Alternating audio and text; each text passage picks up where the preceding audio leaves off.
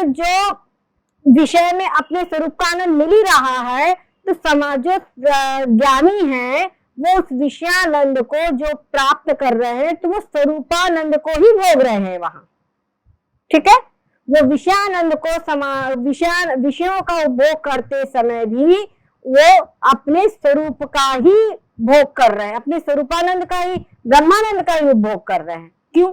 क्योंकि उनको ये प्रक्रिया का ज्ञान है कि ये ज्ञान मेरे को अपने स्वरूप का ज्ञान ही मिल रहा है, जो विषय में ज्ञान मिल रहा है ये मेरे को मेरे स्वरूप का ही ज्ञान मिल रहा है, ये उनको प्रक्रिया का ज्ञान है।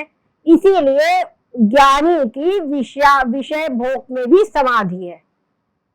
विषय भोग करते समय भी वो अपने स्वरूप का ही भोग, स्वरूपानंद का ही भोग कर रहा है, इसलिए वहां पर कोई दोष नहीं है।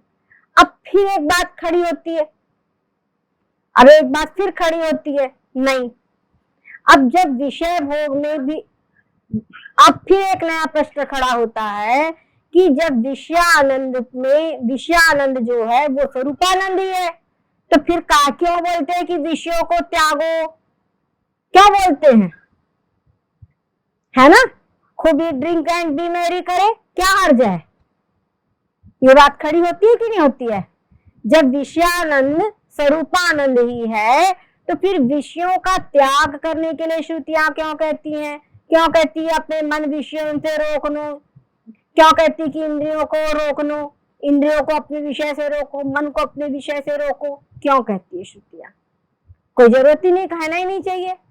तो कहते हैं कि वो कहते हैं, उसने उदाहरण दिया है श्रुति ने कि जैसे मान लीजिए आपको बढ़िया गाय का दूध या भैंस का दूध दिया जाए, एक बढ़िया पात्र में, चांदी का गिलास हो या स्टील का गिलास हो, पीतल का गिलास हो, कोई धातु का गिलास हो, एक तो वो दूध है। और दूसरा आपको बढ़िया सुंदर दूध दिया जाए, केसर और बादाम वगैरह सब डाल करके, और एक चमड़े के पात्र में दूध दिया जाए, तो आप कौन सा दूध पीना पसंद करेंगे? बताइए। पहले वाला ना, चमड़े के पात्र का दूध पीना कोई भी पसंद करेगा? नहीं करेगा। तो कह रहे हैं कि उसी प्रकार से लेकिन है तो चमड़े के पात्र में भी दूध ही, गाय का दूध है, बढ़िया बादाम मेवा सब डला हुआ है, क्या समझे? और वही दूध स्टील आदि के धातु के पात्र में भी है, केवल पात्रों का अंतर है। दूध तो दूध है, तो आपको दूध ग्रहण करना चाहिए ना, पर आप नहीं ग्रहण करेंगे, आप धातु के पात्र का दूध ही ग्रहण करेंगे। जो भी कोई विद्वान जन है, कोई समझदार व्यक्ति है, वो कोई भी धातु के पात्र का ही दूध ग्रहण करना चाहेगा, और जो चमड़े के पात्र का दूध ग्रहण करना नहीं चाहेगा। ठीक उसी प्रकार से भले ही विषय में जो आनंद मिलता है वो अपने स्वरूप का ही आनंद है, ठीक है, लेकिन जो सज्जन, जो विद्वान लोग हैं, वो जैसे समझदार व्यक्ति उस चमड़े के पात्र के दूध को ग्रहण नहीं करता, उसको ग्रहण करने योग्य नहीं समझता, उसी प्रकार से विद्वान भी विषयों के आनंद को ग्रहण करने के योग्य नहीं समझता।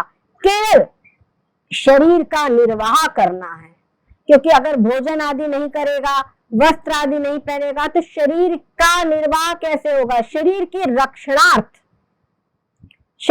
रक्षणार्थ ही उन पदार्थों का उपभोग करना, उनमें आनंद लेना वो आवश्यक समझता है और उतना लेता है, बाकी उससे ज्यादा नहीं।